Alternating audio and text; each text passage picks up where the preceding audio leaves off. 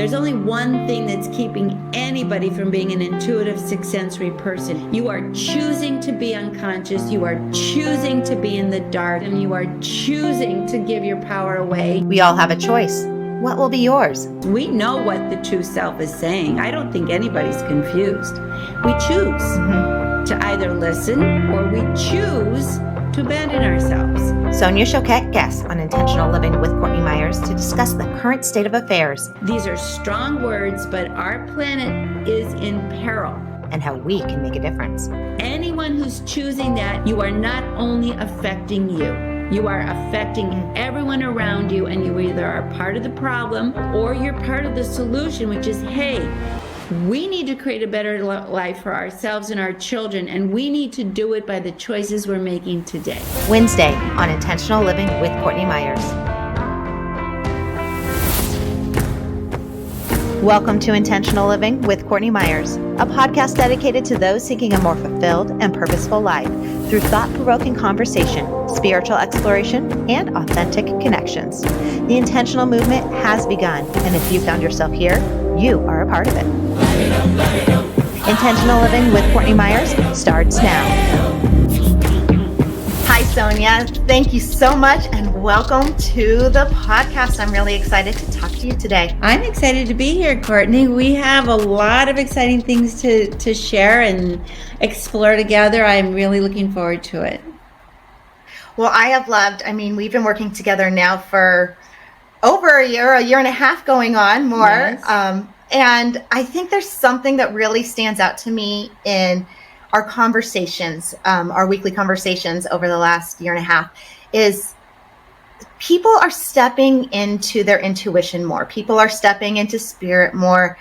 As a whole, I feel like we are becoming more conscious. And as someone who's been in this industry and working with spirit and energy and intuition for as long as you have, I'm curious to get your take on, have a little bit of a conversation on why now? Like, what is it about now that the consciousness is being raised, that more people are interested in stepping into this? Well, I think that the first obvious answer is we can't continue to do the same things that got us into the messes we are in. Globally, environmentally, socially, the ego alone that is run, the five senses run by the ego, makes it real easy to see the planet as something other than a living thing I need to take care of. It's just a thing I need to help myself to. The ego consciousness without the spirit looks at other people as things to manage, to attack, to destroy, instead of humans who have the same dignity, value, and sacredness as you feel you do in your own family.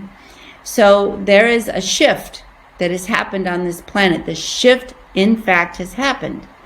And we're at the very beginning wave of that. And that shift is a collective awakening of the sixth sense, which has been dormant, but not devoid. It's been present, dormant, just kind of fluttering, but the culture has pushed it down. Survival is always the driver of evolution. And if our planet is going to survive, if our world and we as humans are going to survive, we have to add this element, because it's the absence of this element, of the intuitive insight in us, that has destroyed so much in us personally. It's the source of our depression. It's the source of our anger. It's the source of our isolation. It's destroyed our communities within, it's sort of the me and that's the other. So without the spirit, we've destroyed connection to ourselves, our community, our planet, and the world. So I think survival is a big instinct that has awakened the intuition. I have used this word. It's called the zeitgeist. It's the spirit of the times. And what's interesting for me is that I've been teaching for 50 years. So I've observed myself going from, so it's almost like being way out in the jungle, way out in the field, shouting as the crazy person. All of a sudden, the whole world's been built up around me, and everybody wants to hear what I've been saying. I see this very radical change, and within the last 3 years, especially, that there's a quickening of this consciousness. So I also say it's sort of like once upon a time everyone collectively agreed the earth was flat. Then there were the first people saying, well, I don't know, I think there's something more out there, who were dismissed as the crazies. That would be me. That would be you. The intuitives before our time. And now more and more people are saying we're not being dismissed, we're being asked, well, what else do you see? Because it's actually being verified. Science is verifying that we're intuitive. The quantum field is validated that we can connect on a non-local level. Investigation has shown our hearts and our guts are just as conscious as our brains. So anybody who doesn't believe in this anymore is very last century. You are a flatliner, very much so. You are not talking about current science or current consciousness. But why do you think that is? Because I know as a mom, our kids come in and they're so instinctively intuitive. Like, what is it that pushed it down? Why did we disconnect, do you think? Well, it was pushed down 2,000 years ago with patriarchy, with religious oppression, with Descartes and the French, reason over spirit. It's been this rage of reason has become its own machine and its own entity of destruction because it pushed out the spirit. But that's over. We are returning to the divine feminine. We are returning to the heart-based consciousness. We are returning to a sense of connection, and that there's more to humans than just our logic brains and our physical matter. So we've reached the apex. It's like the pendulum is now swinging the other way. It hit this, and now we're not back here, but we're in the middle. It's coming back. So, and I know, like, for me, it's if you listen to anyone who has, I don't want to say even us against them. We've talked a lot about that. We're all one whole. But when you do really look at people who have had great success in their life, and I'm just going to say names that are known because that's what we know about, versus there's probably so many other people that are unknown names because we just don't know who they are. But when you listen to what they say and where they get to where they get, or why they find the success, whether it's financial, emotional, career-wise, it's always rooted in listening to their intuition. They had an idea, an inkling, something whispering from within. Energy. It's an awareness of energy that communicates, that they listen to and validated. And the culture has been collectively unconscious, dismissing this left and right. Although the pioneers that have moved our lives forward, Einstein, Steve Jobs, Mark Zuckerberg, these people have changed our whole collective reality on the planet. One individual, Einstein theory of relativity, Apple phone, the Apple invention of the phone, which is instant connection. Facebook, which Instagram put us instantly in touch with anybody one-on-one, anywhere in the world. These visions were all intuitively inspired and not attacked. Now, Einstein said it. Why is that? Because Einstein basically said our sacred gift is the human spirit, the rational mind is the faithful servant. He said this 100 years ago. Sadly, we've thrown away the gift, which is the spirit, and we have become enslaved to the servant, which is the intellect. And it's not just our intellect, we've been told what we're allowed to think. We've been taught what is allowed to be acceptable. We have been oppressed, controlled like sheep, like lamb chops, sheep to the slaughter. And the souls coming in aren't buying it. They're not buying it. The millennials were the first ones to start saying, push back, and then the Gen Zers started saying, I'm not into anything, which is a progress. But now the Gen Y, but the Gen Zs are, I don't believe that. I'm not, whatever you say, I'm not cooperating. So the souls coming in, who will be those who change the culture, are the ones that aren't even going to be subjected to this old consciousness. Your generation and my generation is sort of like, hey, everybody, last call, get on board, the boat's leaving, we're going to a higher vibration, and if you don't, you self-select out. But you are going to be in the minority very fast. If you are shutting down, well, I think it's habit. The brain gets very habituated. Our brain is like a machine. And so we get into the habit. If I have a client, for example, who is incredibly intuitive, like truly remarkably psychic level, next level. And every time she gets an intuition, it's immediately followed by, but my mom said that was bad. I said, your mom is dead and buried. Your mom, and how smart was she? How did her life, because she had a terrible life, then why you're getting these nuggets of direct gold that would make your life brilliant? You keep going back to that. And I said, I really think that you're afraid to be responsible for your own genius. So much easier to say, well, my mom said, so I'll do what my mom said, because then I don't have to look in the mirror and say, I'm saying this and I'm going with this, which means I also take responsibility for this. Humans are slow. But I think we're also conditioned to be like that. That's I think exactly most right. of us, at least in our generations, have been conditioned to your parents know all, your parents know best, and it is hard to And I say it's time to push back and say, well, do they? Are their lives brilliant? Have they shown they know best? Our planet's in a terrible state. All these people we've been so conditioned and enslaved to, are they brilliant? Or is it time to challenge? Is it, there's time for evolution and then there's time for revolution. And I believe that to say at this point, well, I'm just going to do what I was taught is lazy. And I think it's not participating in the planet and what it needs and your role in it. And I think it's an excuse. I personally think the condition to say I was taught this, so therefore I will only do this is an excuse to be unconscious and irresponsible to your occupation on this planet and your own personal contribution to things getting better. So how do we change the narrative as, someone like me who is a parent to young kids? How do we help raise these kids to follow in their, their spirit, to help nurture their intuition? By example. Never mind teaching them anything. They were born perfectly hardwired as sixth sensory. They all works fine. Don't interfere. Don't shut them down. Don't challenge and dismiss what they know to be truth serum. If your kids come and say, my teacher gives me bad vibes, say, okay, then we need to get you a new teacher instead of don't say that, the teacher's right. Empower your kids by example, by demonstrating your own intuition without the parentheses of this is weird. This is normal and this is healthy even if it's not popular, is how I would suggest you go about it.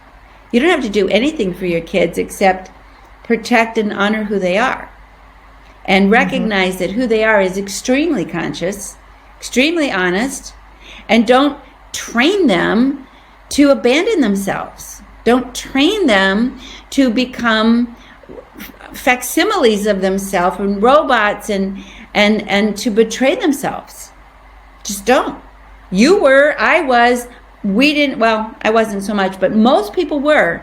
And our world is really messed up because of it, because nobody is living an authentic, I don't want to say nobody, more and more people are living authentic lives, but it does mean you have to confront the oppressive forces that told you weren't allowed to. So I'd say, I'm a fighting spirit. You can clearly see that. I am ready to take you down before I will abandon myself.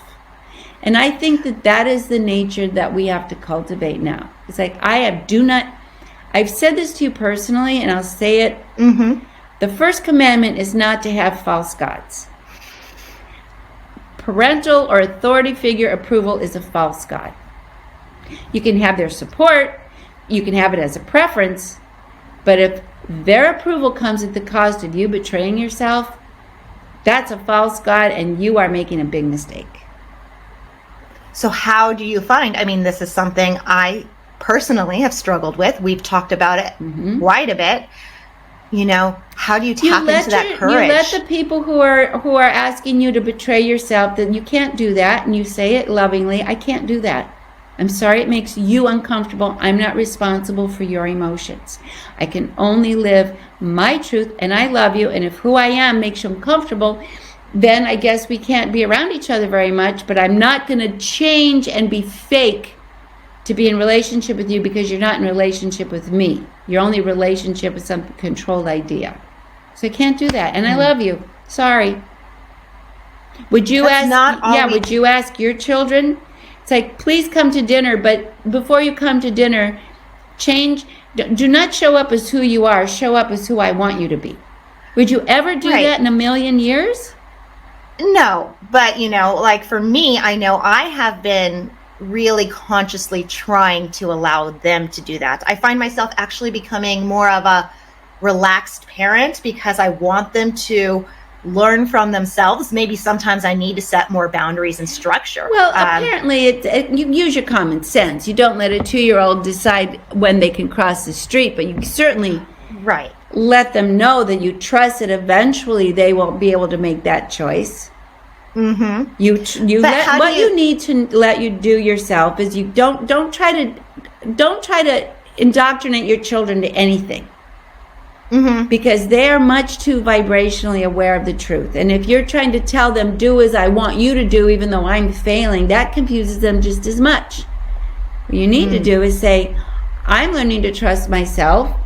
We all need to trust ourselves, and we need to communicate so that we do trust ourselves. And so we're all together in this. I've raised my daughters that way.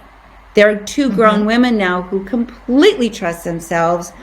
And that is all I've ever been. My assignment was to raise them to be and trust who they really are at the highest level of who they are. I wasn't permissive. I remember when my daughter was 15 and acting out and whatever, I said, I'm not going to be a gotcha parent. I am not going to do that.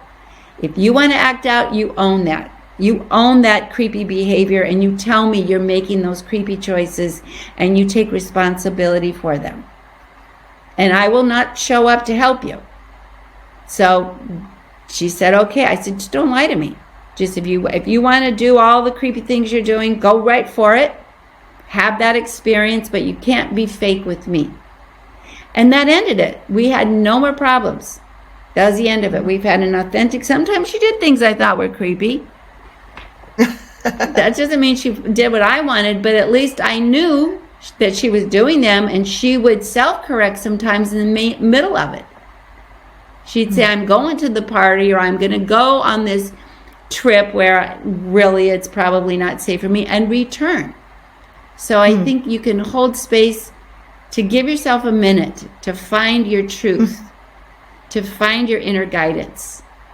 Give it a minute, because the habits die hard and it will rise. Don't expect it to be give it space. Allow it to come forward. Well, what I'm really hearing is when you want to step into your intuition and you really want to live more of a guided, connected, authentic life, the first step is to really learn to trust yourself. And really the thing, Courtney, is choose to. Choose to. Because my experience in teaching for 50 years is we know what the true self is saying. I don't think anybody's confused. We choose to either listen and deal with the disruption that it might cause short term for the long term gain, or we choose to abandon ourselves. We choose it. So the more we make good choices, the more we will learn it pays off in good health, good relationships, flow, prosperity. We need to connect our choices with the result. And we, like you said, when you're ready to choose that, you will. I've never seen anybody forced into it. I've seen people go to their grave in denial of the truth, kicking and screaming all the way, because their consciousness doesn't want that. So what we need to do is live with the idea that I can't make anyone wide awake. I can't make anyone authentic, so I'm more comfortable. People are going to be who they are, and if some of them are going to be completely shut down, psychic bullies, call me names, and I'm just saying the things I've experienced. You know, be dismissed, told off. I can't be who I am. It makes my mom uncomfortable. It makes my dad uncomfortable. It makes my neighbor uncomfortable. It makes my husband uncomfortable. My in-laws uncomfortable. I made everybody uncomfortable. I did. But I lived with who I am happily, and new people came in who appreciated and let me be myself. And so, and I read this, I don't know who wrote this, I have to find out. Someone wrote, the moral thing, what is the moral thing to do is what you can live with. So I can live with those choices, and most of the people who didn't approve of me eventually had a reconsideration, and some didn't, but I wasn't looking or living for approval or permission, and that's freedom. I was willing to take all the responsibility for my choices, and that sometimes was hard. It's always, but it's always easier than not.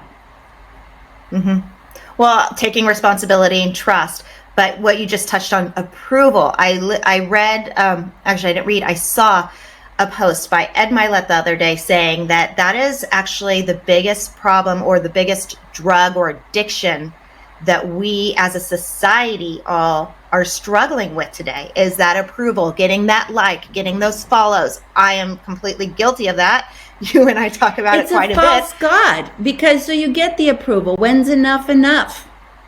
I have clients who are beyond famous, top of the game, couldn't get more famous, more money, more overt outside approval, success, that are still miserable. Beyond. And why? Because they abandon themselves and they're living for this false god that says you're worthwhile, instead of living from inside saying, I love myself. I am a deep value and worth, and my job is to be myself in life, not to betray for the approval of others. So we all go through it, but eventually it's sort of like coming out of a long drunk state of mind. You know, all of a sudden you realize, well, I got all this approval, so what? Or even better, I got all this disapproval, so what? That's even better. Well, how do you tap in? Like, how do you find that approval within? How do you find that self-love? If you've someone, I mean, I'm 41 years old. I've gone this long, you know, wanting that, craving that outward approval so much. I think, you know, you tend to almost lose like what lights you up sometimes. You have to learn to tap into that. What you're saying now is not the self, the you I know. What I observe is that that's the tape recorder going on. But what I've observed is you are the person who said, this isn't the life I want. I'm going to trust my vibration. I'm going to trust my guidance. I'm going to move my family across the country. I'm going to move to a different location. We're going to start anew. I'm going to begin my own business. I'm going to start helping people live it authentically. And I'm willing to take all the guff I need, and from those decisions, green lights, green lights, green lights, you know, in a market where no houses were even on the market, you got the ideal, most beautiful home. You sight unseen like a needle in a haystack. You and your husband have started new businesses. Your children are in a community where you really feel connected, where you felt zero connection. So let's just say, give yourself credit day by day, bit by bit, and let that be the voice you focus and listen to. Don't focus on the them voice of, I don't know what I'm doing, because it's not true. Focus on the voice that says, this is uncomfortable, but I am making the progress. I am making the choices. It is a process. It unfolds gradually, but I feel good. I feel real, authentic, empowered. I feel like I'm being honest with myself, and I can live in my own skin. And those voices of disapproval are there, and my voices of self-doubt are there, but they're not making my decisions. That's the key. Those voices, though, but they're those not voices making can be loud. They're still not making your decisions. That's what we need to look at it. The voices that say you're a fool, you're a loser, you're this, you're that, that's the chorus of the world. You're just you're just telepathically channeling the blah blah of the world. What's making your decisions is what matters. And that's, and from what I observe in you, and what I try to teach people is the voice of you that makes the decisions is the one that counts. And from what I can observe, you've made beautiful decisions. Thank you.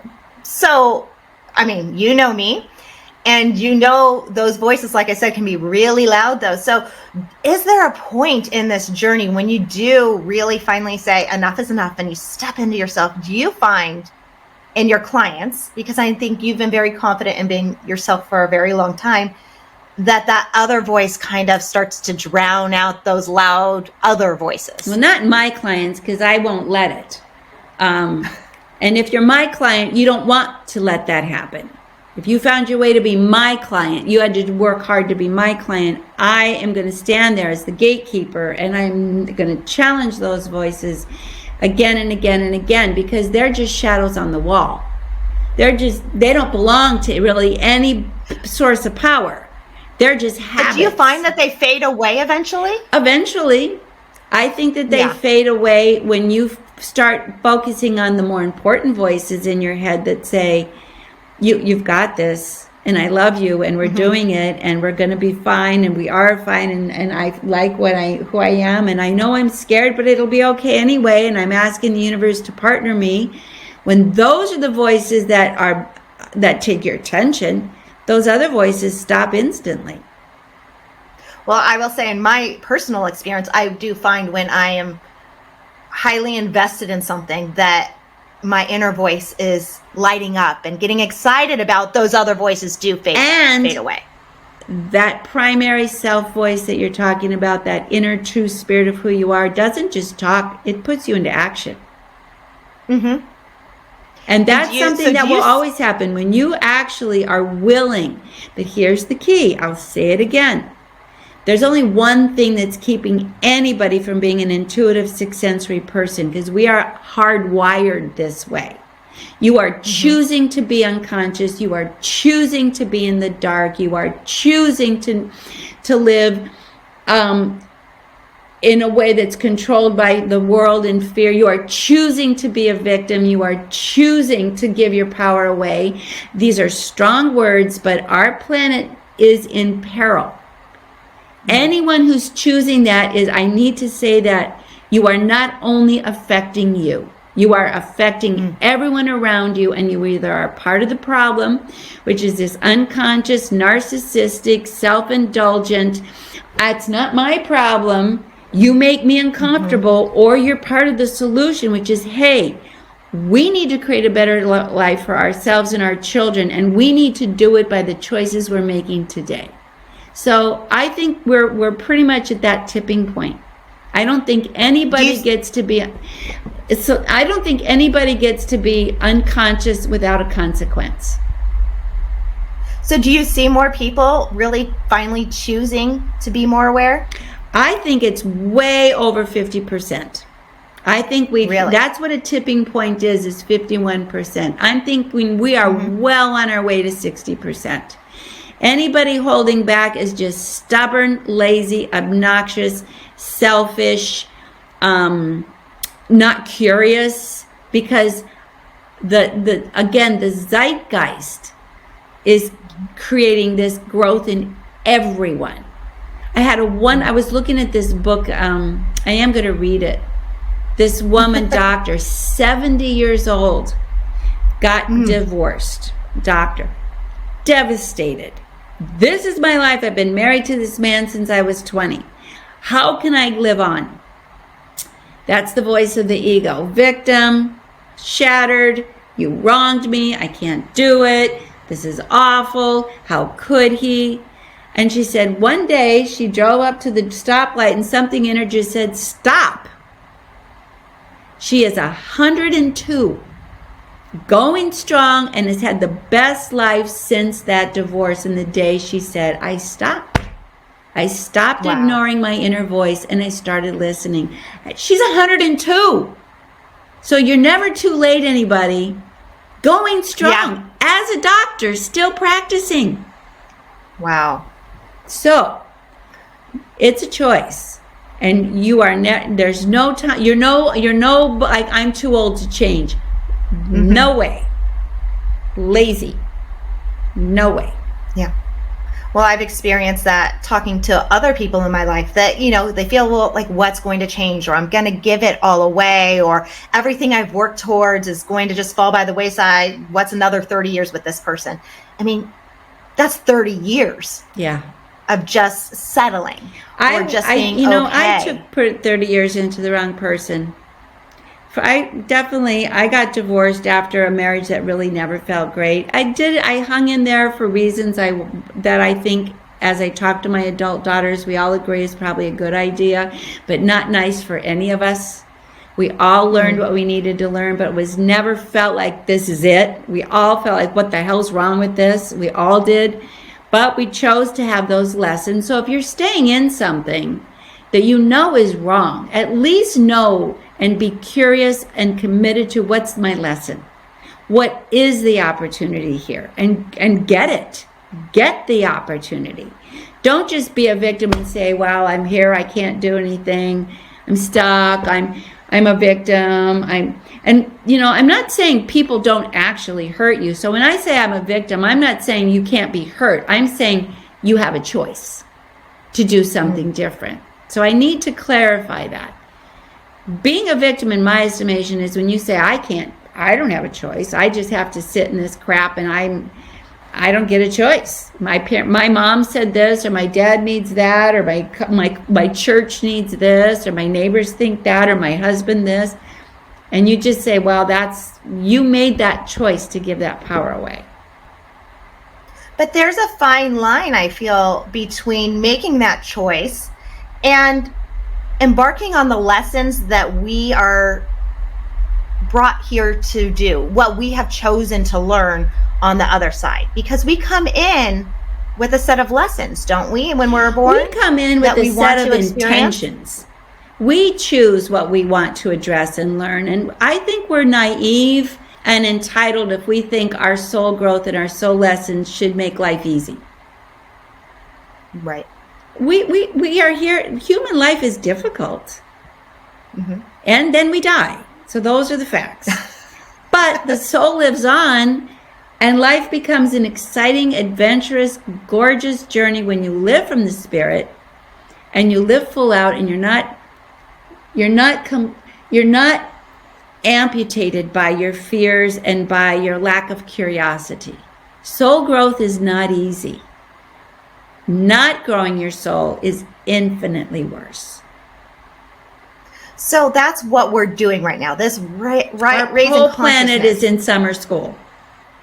We're all taking our souls to the next level. We're all graduating. You and I've talked about this in our sessions before about, some people are on, you call them kindergartners. Yes. Everyone has their own level of soul growth that they're on. But as a whole, we're all kind of raising to that next level, whatever your own personal level is. I think so. We're here. We chose to be here at this time.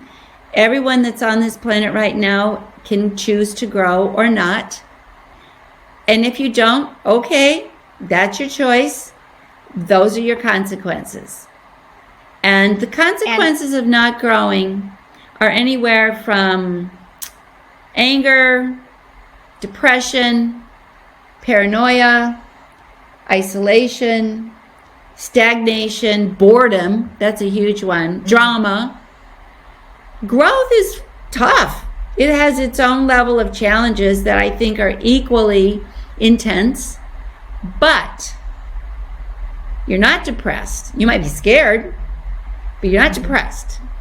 You're not bored. You might be overwhelmed, but you're not bored. You are engaged. You're not, you're not stuck. Okay, you might be confused, but you're not stuck. You're moving forward. You're inching toward the things that your heart is calling you toward.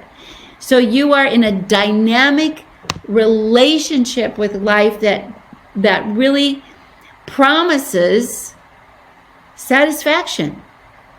And if your soul is not involved, you don't have that promise. You pretty much have the promise that it's not going to be satisfying. At best, you'll tolerate it. Out of the things you were just saying, I feel like one of the biggest keys to know if you're not on the path of growth is boredom. Yeah, to me, there's only one disease that's the worst, and that's boredom. I mean, you can work on some of those other things. You can get help for anxiety and depression, and I know that's a medical condition, so I don't want to. And I don't talk about biological depression, which I've had much of. I'm talking about a depression that comes from being completely uninterested in what you're doing, because it's not boredom. Who you are, and there is no intrinsic value to you. So if you're finding yourself bored, then you're in a state that maybe you need to start looking at, like what lights you up, what brings you joy, I would say. I think that you need to be willing to be uncomfortable and to start investigating. I think that living an artificial life is the most uncomfortable, intolerable experience there is. So I guess we all have our subjective preferences, but to me, right, being fake and ignoring my inner self, I'd rather poke my eyes out. I have a hard time. I can't live with it. I have a hard time. Small talk to me, just like, I know sometimes you need to just like be a little lighter and have the small talk, but I so much prefer a deep dive, like a really good, juicy conversation. So I know that who I am holds a very high bar. But I think that if you're going to let your ego hold no bar at all, you're going to self-select out of any real meaningful life whatsoever. So I'd rather you find me annoying than live a boring, dull, meaningless life and just the best you could do is criticize me. I'm immune. I've been criticized so much, I don't care.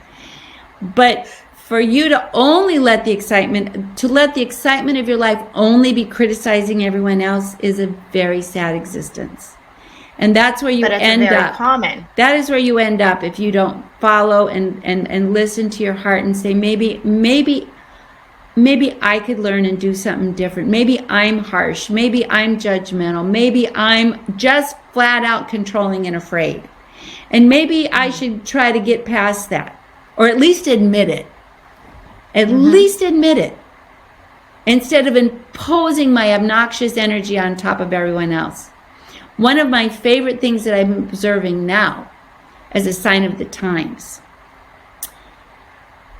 even 5 years ago and through my entire life, nobody ever talked about narcissism, which is the disease of our culture when the ego runs the culture, runs you.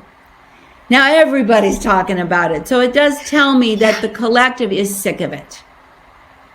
Well, I was going to say, I feel like from what we're talking about is we have been in a state of ego-driven existence, and now we're trying to get past that, narcissism being a huge aspect of it. And like everyone is talking about it. Everyone is talking about it because it is the disease. The ego trying to be the boss is the disease. The spirit is the boss. The ego is the false self. When you say, I am only my ego, so my ego needs to oppress and push and kill everybody else's ego and make you all submit to me, it's the disease. So is that where the narcissism has come from? That is what narcissism is. Narcissism is the ego trying to control everything. So it's not like we're coming in born with this narcissistic personality. It's built. It's a reaction to a world where you are not encouraged to connect with your spirit. So how do you deal with narcissism? How do you deal with people in your life that might be narcissistic? It's like Carl Jung said, when the diagnosis is correct, the healing begins. So first, diagnose any narcissism you have. Any narcissism in yourself. Start here. For every finger pointed, there's 4 pointing back. So start here. Where am I thinking that my ego knows it all? Where am I thinking I'm the judge of it all? Where am I get to say, everybody, you're all wrong and I'm right? That's narcissism. What you can't say is, everybody, I feel differently. This isn't for me. It's different than you're wrong and I'm right. This isn't for me. I feel like I have to do something different. No judgment on what you're doing. I just can't do that. That's how you begin to lift out of narcissism, where you are putting other people and saying, you don't do it my way, then you're all wrong. That's narcissism. That's withholding your heart. That's narcissism. I will say, go ahead. That's wonderful if you're willing to accept that in yourself. But if, you're not going to change else, another art. Absolutely not going to touch one bit another narcissist. Forget it. Don't try. Just live your own truth and be willing to ruffle the feathers of a narcissist who might not approve of you doing that. So essentially, it's just stay in your own lane. I always say what I say to everyone, mind your own business, which is to live your own authentic life. I mean, I literally, a couple episodes ago, I talked all about that, minding your business, and it never became more apparent to me than recently, to find yourself in scenarios where, you're not, people don't necessarily agree with what you're doing or saying. You're a disruptor. You're a disruptor. And we need to disrupt the status quo. The status quo got us into trouble. So I had to repeat that. I had it on repeat in my head like a tape recorder. Mind your business. Mind your business. Good. Mind your business. It doesn't matter what people outside of me say, think, or do. It's about how I feel and what I'm doing. And have love and kindness in your heart. Don't betray yourself. Don't be malicious to others. Don't judge. Just don't betray yourself. Just don't betray yourself. I'm not saying this is easy. What I am saying and will say and stand by is it's easier than betraying yourself. Letting your ego run the show, living by fear, approval seeking, completely drugging yourself with alcohol or drugs or shopping or TV or whatever, video games or whatever else, because you can't really live with yourself because you're in such an incongruent state. I'm saying I'd rather be a disruptor. If you are in a disruptor, that's part of your soul mission. Well, I think that's where the disconnect is. I think some people will think when you are living an intuitive life or you're tapping into this intuition, everything is going to go easy. Everything is always going to be in flow. But that's not necessarily the case. What's in flow is the energy in you. As you course correct, you're going to have to hit some roadblocks and find your way around them. But what's in flow is an internal congruency. And then the more you begin to follow that, it starts to lead you around the roadblocks.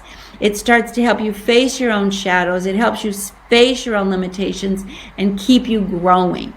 So it will bring you a lot more magic and miracles than your ego will ever bring you. But it will also challenge you to keep growing and keep evolving. So how does the Divine Feminine fit in? Because it's all Divine Feminine. The intuition is the voice of the Divine Feminine.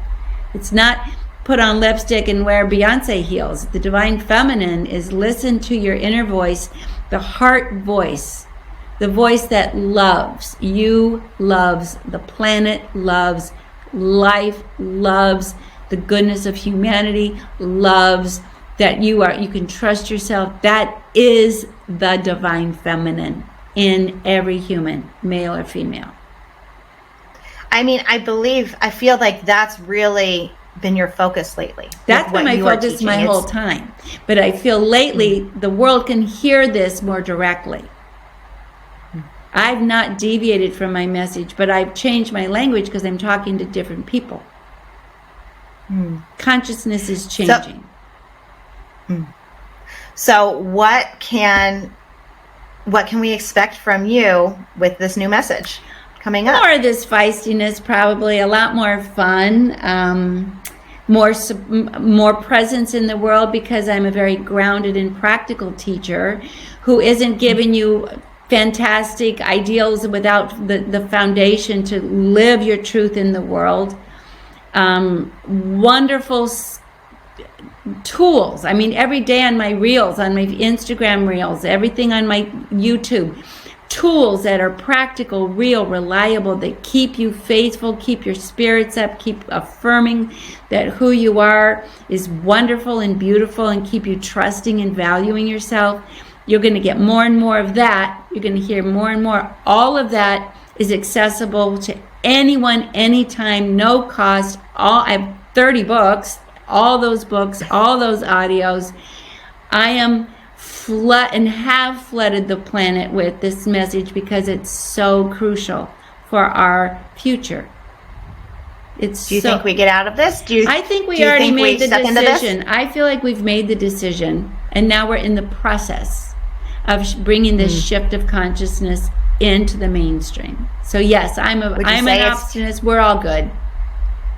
Are you saying we're in the liminal space or luminal We are space? definitely in that liminal space for sure, but we got one wing out of the cocoon. We got one wing out. We know where we're going on a soul level. I'm a believer in humanity. Even the most obnoxious people who resist and are, pontificating, power control, blowing each other up, even those souls will eventually evolve. It feels like there's a change. There is a change. It feels like a big shakeup coming somehow, some way. It's come, and it's going to keep coming in waves. It's here. And these kind of conversations facilitate the message to others. We're safe. It's all good. Don't freak out. Be true to yourself and make decisions that really honor you. Great. And are you doing any more new courses or talks coming up? I just am in the middle of finishing up a mentoring with the missing piece. I will be releasing a book with Hay House called 21 Days to Jumpstart Your Intuition. That will come out sometime this year. So you can come to my website. Our YouTube channel is another good one. I'm teaching every day, new things every week, but I don't have any big things on the horizon. I have things all the time available. So at any level of curiosity, if you find me on Instagram, YouTube, or my website, you'll find something that I think will be just perfect for where you are right now. There's so many different stages to this, I feel like. I mean, I know a process. With my experience, it's been years of snowballed effect to finally stepping into it. And you know what? You're right on schedule. We all are. Anyone who wants to grow, pat yourself on the back. You're surrounded by love, light, and the universe, and you're doing it. I love it. I love it. Well, Sonia, thank you so much. This is a little bit of a different conversation than we usually get to have. So it's fun. I love it. And I'm so grateful that you've invited me and were so generous on your platform to allow me to share these very strong convictions and values that I have right now. Well, you've been a big driving force in a lot of what I do, and I've learned so much from you, and I thank you so much. My pleasure, Courtney. You're doing a beautiful service in the world, and it will continue to grow. And that is all any of us can do, is what we're called to do. Thank you. Well, I will talk to you soon. And all my love. Thank you so much, Sonia, and thank you so much for listening to Intentional Living with Courtney Meyers this week. You can find us at CourtneyMyers.com. That's where you'll get the Intentional Home and Living, all of our goodies, all of our courses, and how to work with me. And in addition, I will put all of the information of how to get in touch with Sonia Choquette in the show notes. I can't wait to talk to you next week. Thanks. Bye.